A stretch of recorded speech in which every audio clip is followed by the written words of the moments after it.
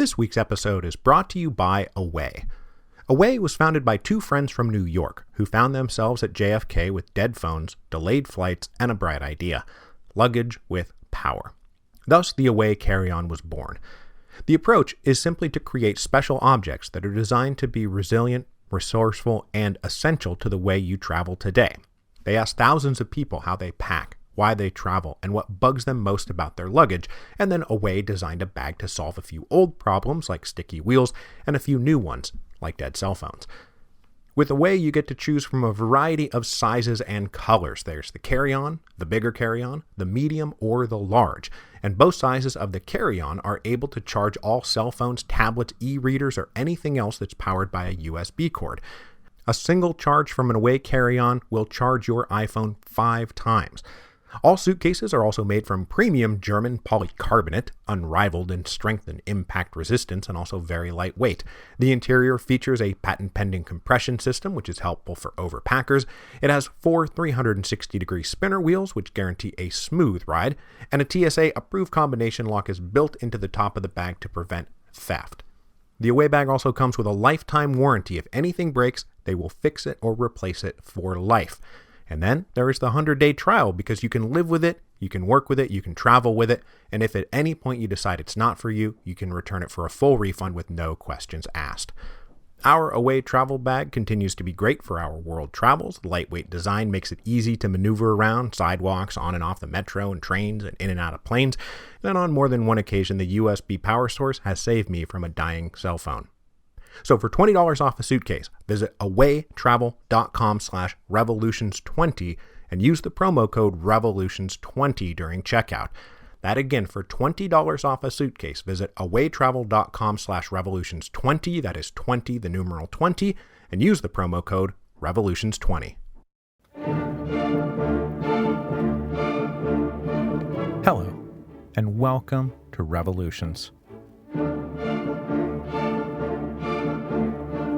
Episode 10.10, The Russian Empire. Last week, we did a big sweep through about 700 years of early Russian history, from the founding of Kiev Rus to the founding of the Romanov dynasty. This week, we are going to blast through another 200-odd years of Russian history, and just as last week we saw the Principality of Moscow become the Tsardom of Russia, this week we are going to see the Tsardom of Russia transform into the Russian Empire. And we will focus specifically on two of the greatest leaders in Russian history, Peter the Great and Catherine the Great. They would help transform the Russian state from an old-style personal despotism into a new-style absolutist monarchy, and along the way, dramatically expand the power and prestige of Russia on the world stage. So we ended last time with the election of 16-year-old Mikhail Romanov as Tsar of Russia in 1613. This was at the tail end of the Time of Troubles, and within a few years the rebellions, civil wars, marauding bandits, foreign invaders, and general chaos subsided. To drastically oversimplify things in the interest of keeping things moving, the rest of the 1600s saw a stabilization of the Tsardom of Russia. The nobility was interested in working with the new Romanov dynasty to avoid the catastrophic conflicts that had characterized the Time of Troubles. The government in Moscow was thus able to centralize its power under a permanent bureaucracy, paving the way for future political reforms. And in 1649, the first big written law code was published. On the other end of the political spectrum, during these years, encirclement of the peasants permanently entrenched itself, and the economy remained based on the agricultural work done by these serfs, who were bound to their land and occupations in perpetuity. The burdens and repression of the lower classes was not taken lying down, and Moscow itself was hit by the Salt Riot in 1648, the Copper Riot in 1662, and the Great Moscow Uprising of 1682. This is to say nothing of a major revolt by Cossacks and runaway serfs in 1670 and 1671, orchestrated by a rebel leader named Stenka Razin. But none of these were serious challenges, and Russia continued to expand its size and power.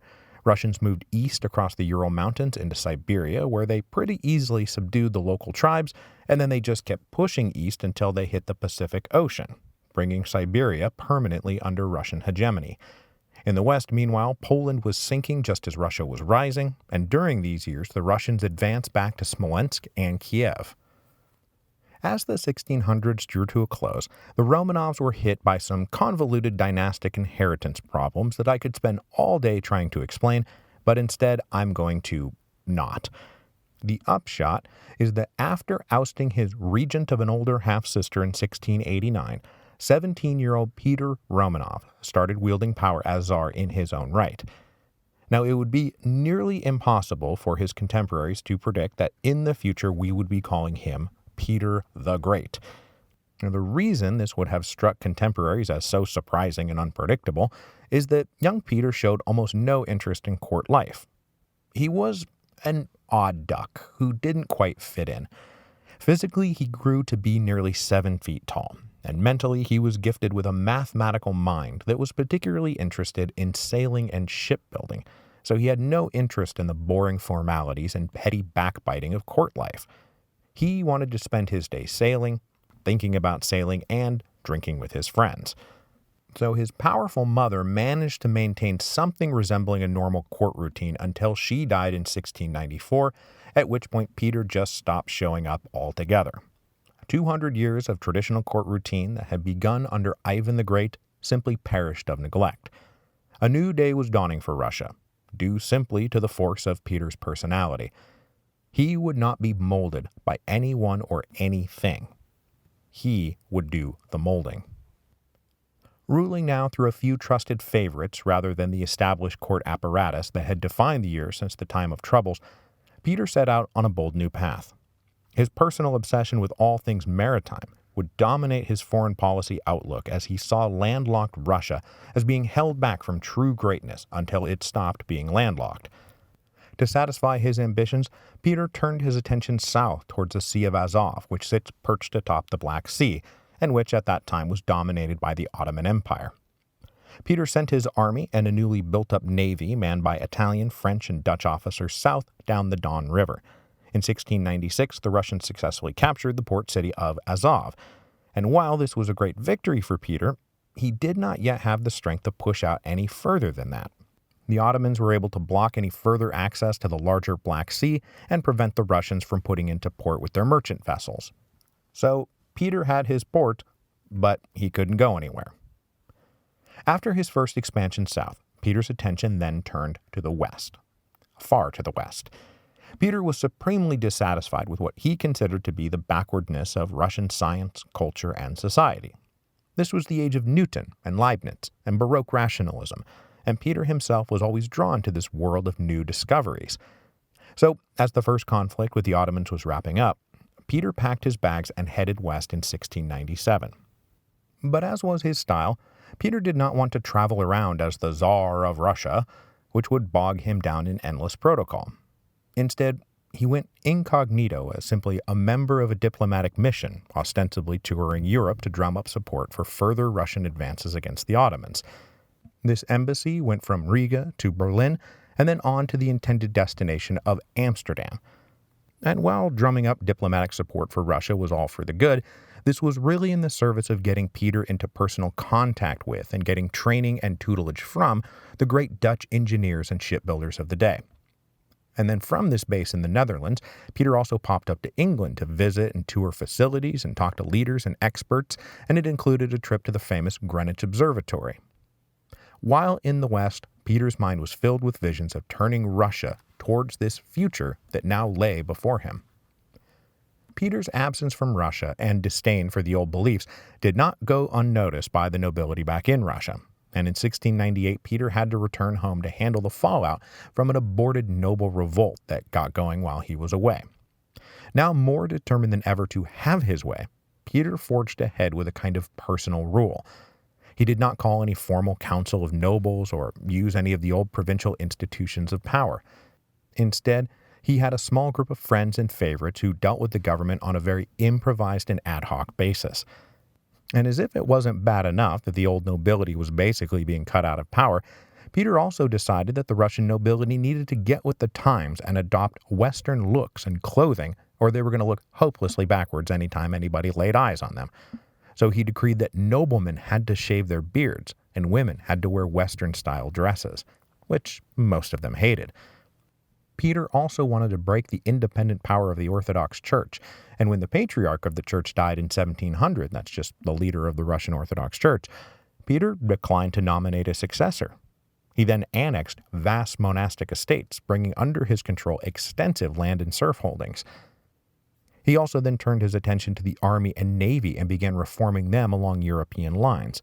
Command structures, strategy, tactics, armory, drilling, training, all of it.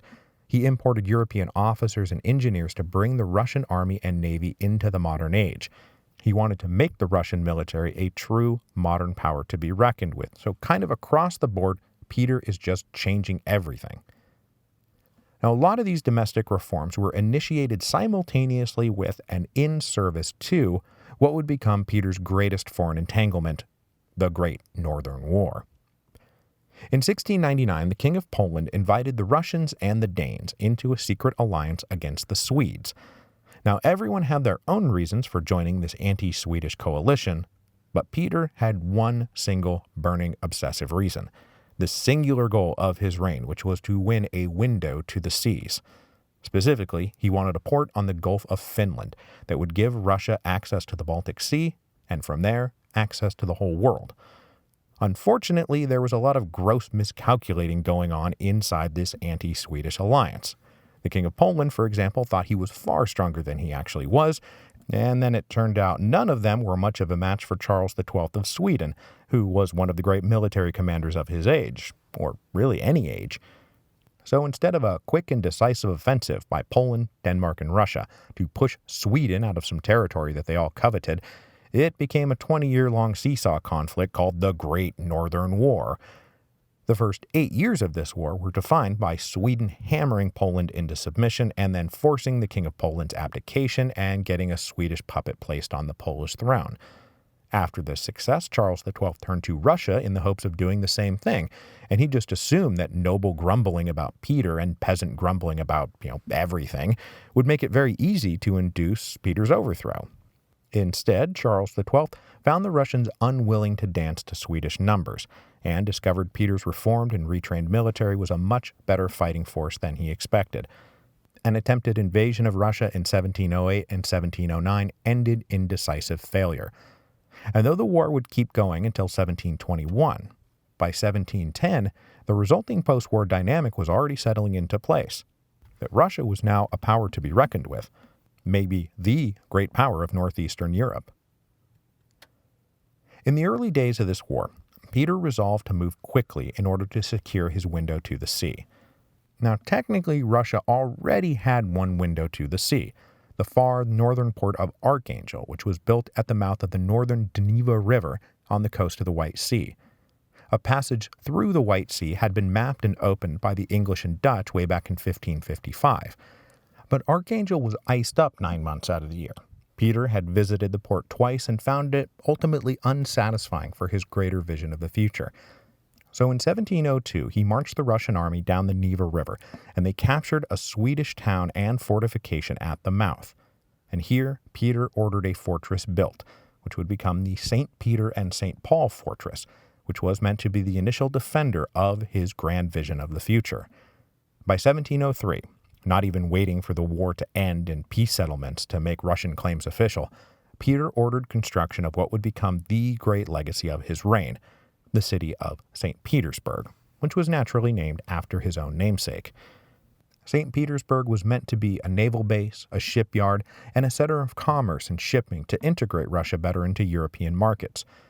But Peter wanted even more. He was going to make his new city the new capital of Russia. He himself relocated there and built the first winter and summer palaces, though these initial palaces were quite modest affairs. And then he ordered the nobility to relocate as well, forcing them to leave their ancestral mansions in Moscow and build new ones in this kind of swampy boomtown on the Gulf of Finland. They were not very happy about it, and a lot of this smacks of Louis XIV making the French nobility come attend to him at Versailles. This relocation meant they had to spend a fortune building up residences in Peter's city and live there on his home turf, rather than on their home turf back in Moscow.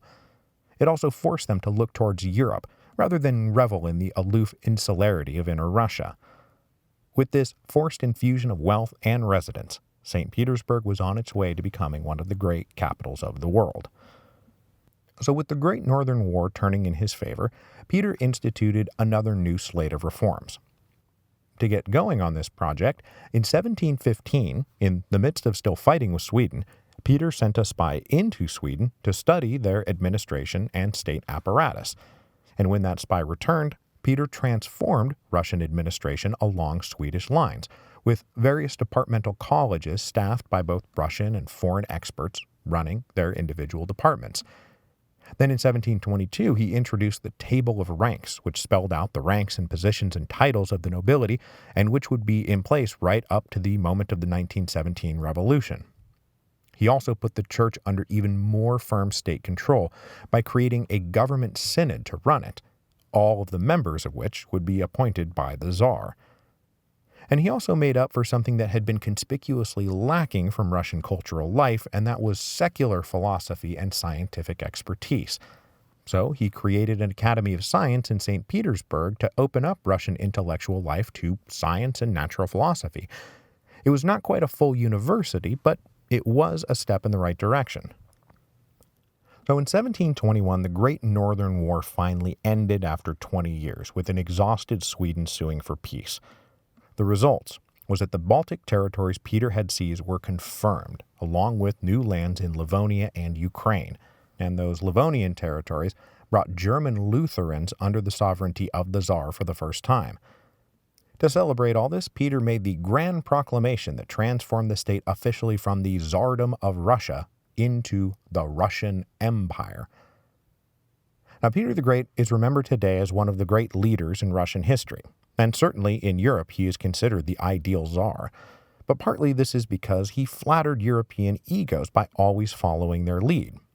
But there has always been a healthy group in Russia at the time and now who resented this quote-unquote modernizer and westernizer who so brazenly attacked traditional Slavic culture and old ways of life in the Orthodox Church. Peter wanted them to be European, but they were not European and they did not want to be European. But almost by sheer force of personal will, Peter linked Russia permanently to European affairs, and the Russian Empire would forever loom large in all future international calculations. His reforms also transformed the lives and cultural pursuits of the Russian aristocracy. But it is worth noting that they really only affected the upper classes. The peasants were all but untouched.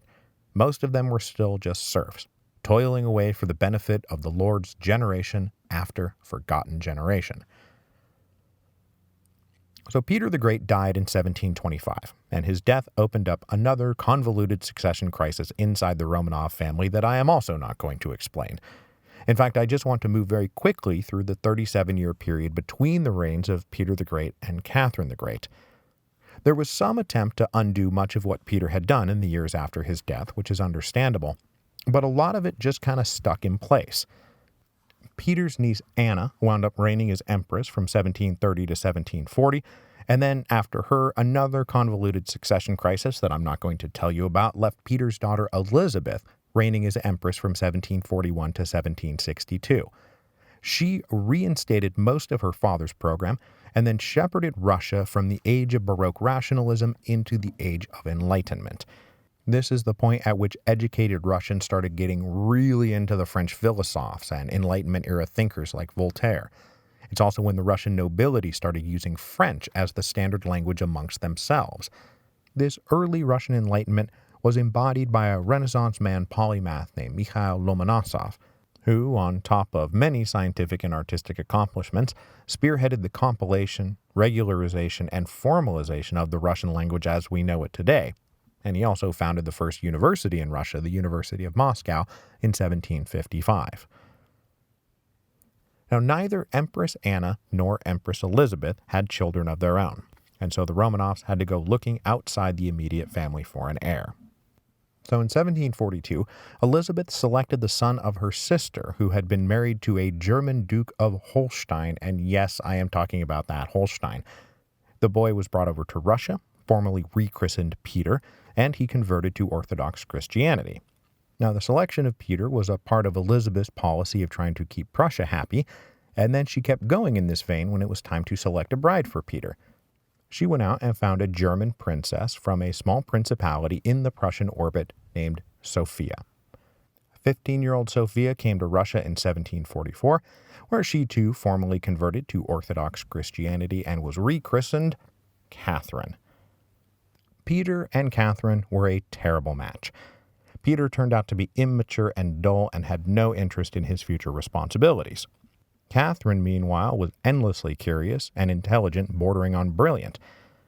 From the outset, the two lived totally separate lives, and when Catherine gave birth to an heir named Paul in 1754, it was the son of her lover, not Peter, though that was a closely held secret at court. Catherine had plenty of ambition, and she recognized pretty early on that she better study up because she was very likely going to be spending her husband's reign covering up for his idiotic childlessness. So she studied the latest in enlightened political and economic theory come out of the West. She read everyone and everything she could, and especially liked Montesquieu. And though she was a German princess, Catherine embraced Russia, wanted what was best for Russia, and when she got the chance, she planned to rule with the interests of Russia always foremost in her mind. Peter was not like that. When the Empress Elizabeth died in 1762 and Peter became Tsar, he immediately made peace with his Prussian cousins and then induced them to attack Denmark on behalf of Peter's interests in Holstein, which was very far removed from Russian interests. This and other changes at court and Peter's reputation for being a worthless dilettante led a large chunk of the military and the nobility to wonder about his wife, who had a pretty sterling reputation. Catherine had completely written her husband off as being even remotely capable of the job of running Russia, and she signaled to these nobles and members of the military that she was fine with, whatever. So evidence of a plot to overthrow Peter started to seep out in June of 1762, and Catherine was told, if you want to do this, we have to act now today. So Catherine rode into St. Petersburg, where a regiment of elite guards swore to support her. Then, after acquiring further support from more elite guards, she dramatically donned a soldier's uniform and rode off to find and capture her husband, who had gone into hiding. But the hunt did not last very long as Peter surrendered. He was arrested by Catherine's loyalists and taken off to an estate, where he turned up dead just a few days later. The verdict of history is that Catherine did not actively order this assassination. It was just the initiative of the guy who happened to be holding Peter. But it's all very, won't someone please rid me of this troublesome priest territory. So, Catherine was crowned Empress of Russia, though there was kind of an unspoken understanding that she would be reigning as a regent in place of her 8-year-old son, Paul. So Catherine came to power at the age of 33, and she would rule Russia for the next 34 years. During this time, she would establish herself as the prototypical enlightened despot, the living embodiment of the Age of Enlightenment. And remember when we talked all about this in the early episodes of the French Revolution, democracy and civil rights were not what many of the early Enlightenment philosophers had in mind when they talked about making political reforms. They wanted wise Platonic philosopher kings, patrons of the arts and sciences, and with the power and wisdom to reign for the good of humanity without all the troublesome politics. And that's what Catherine wanted for Russia. And so she took up a regular correspondence with the great minds of the day. She wrote regularly to Voltaire and to Diderot. And like Peter the Great, she saw the Russian Empire as needing reform on all fronts to bring it up to its full potential. So in 1767, she called together an assembly to digest the contents of a volume of excerpts of political theory she had compiled, and then they would make recommendations for how best to reform and modernize the administration and law of the Russian Empire. But these early domestic reforms were interrupted by foreign affairs. The year after Catherine took power, the King of Poland died, and Catherine managed through bribery and coercion to get one of her old lovers on the throne. And through him, she pushed Russia's interests and pushed especially for religious tolerance inside Poland, which rankled the mostly Catholic nobility. In 1768, these Catholic lords revolted against Catherine's influence over their affairs. When Russia intervened in Poland, the French induced the Ottomans to attack Russia's underbelly to take heat off of their ally Poland. This opened up the Russo-Turkish War that would last from 1768 to 1774. But at this point, the once mighty Ottomans are fading and Russia is steadily rising. And the upshot of this war is that Russia proved that it was rising while the Ottomans were fading. As this war started to wind down, Frederick the Great proposed a solution to the Polish question. Prussia, Austria, and Russia should simply annex a bunch of Polish territory for themselves. Catherine agreed to this reluctantly, but was mollified because her man did stay king of Poland. So in 1772, we get the first partition of Poland, and the Russian Empire grew some more, and, as it so happens, brought the first Jewish subjects into the Russian Empire.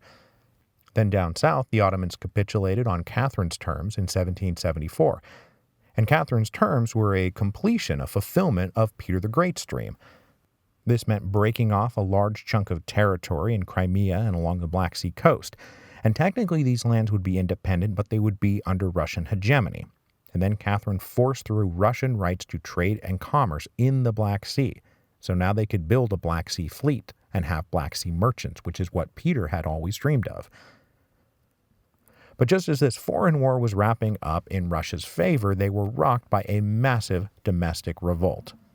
Out beyond the Volga River, towards the Ural Mountains, a charismatic deserter from the Russian army named Yemelyan Pugachev started riding around in 1773 claiming that he was the dead Tsar Peter who had returned to be the true, just, and honest Tsar who would defend his people against the horrible tyranny of Catherine and the prevailing aristocracy.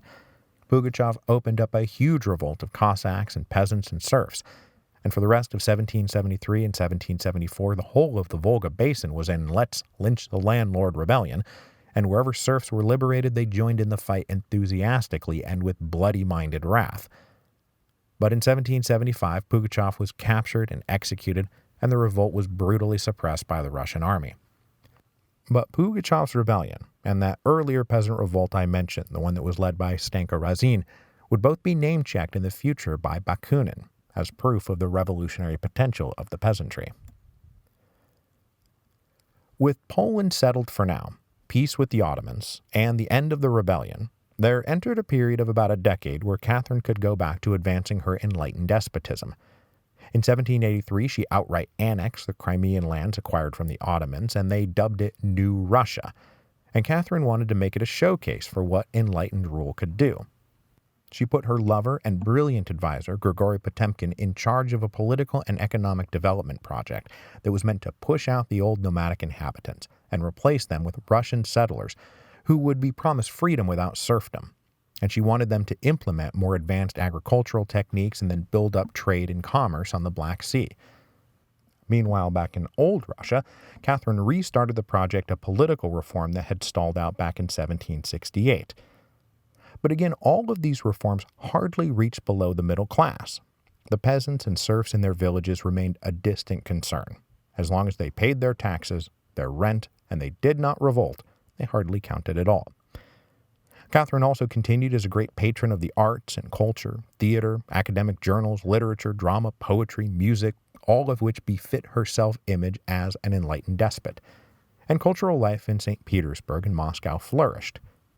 Catherine's reputation also spread across Europe as she continued her personal correspondence with and patronage of great philosophers and thinkers and artists. She also played host to many admirers, including, as we know, the Spanish-American adventurer Francisco de Miranda, who came round in 1787, and ever after never corrected anyone when it was said that the two had a brief affair. Now, down south in 1787, Catherine toured her territory in New Russia to show it off to foreign ambassadors, to show off how great things were.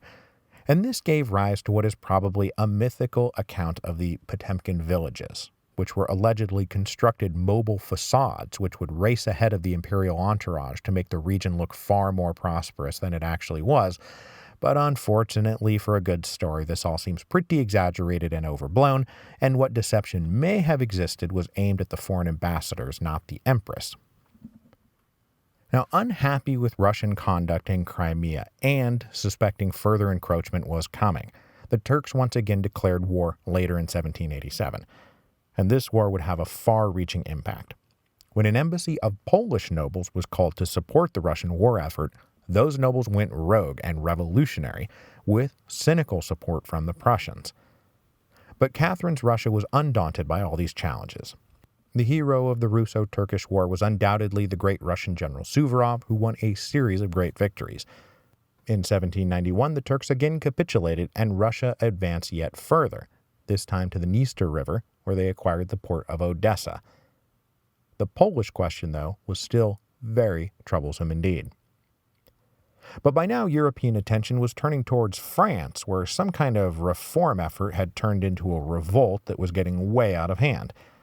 But as we discussed in the early episodes on the French Revolution, the other great powers of Europe at first saw the collapsing Bourbon monarchy as a blessing, not a curse.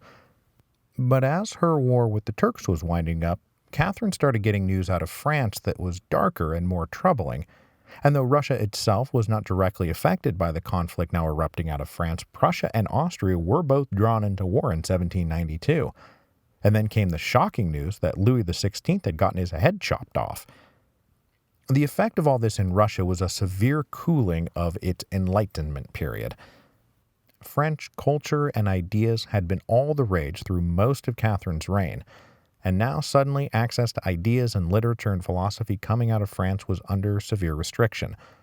All that high-minded Age of Reason stuff had turned the people against their king, and we can't have that now, can we? But that said, every crisis is an opportunity, and Catherine agreed to take advantage of a weak France by joining Prussia and Austria for a second partition of Poland in 1793. This partition led the great revolutionary patriot Kosciuszko to revolt in 1794, which started out well enough for the Poles, but then ended with General Suvorov capturing Warsaw and letting it be looted and burned, which resulted in 20,000 dead. The upshot for Russia was the third and final partition of Poland in 1795, and with it, the final death of the power that had been Russia's most regular rival for centuries. This final partition brought in 5.5 million new subjects and territory in western Ukraine, Lithuania, and Belarus. And with these final acquisitions, almost all of old Kiev Rus was now a part of the Russian Empire. And that empire had seen its population explode over the last few years. In 1720, the population had been 15.5 million. It was now 37 million. And the Russian Empire was also further confirmed as a multi-ethnic empire, with 70% of the population being ethnically Russian and 30% some kind of national minority. They were also no longer a landlocked principality. Russia now had ports and fleets on the Baltic Sea, the Black Sea, the White Sea, and the Pacific Ocean. The Russian Empire was a great power. Now, the arrival of the French Revolution marked the dawning of a new age of revolution for Europe. This would be an age during which Russia was destined to play a large role.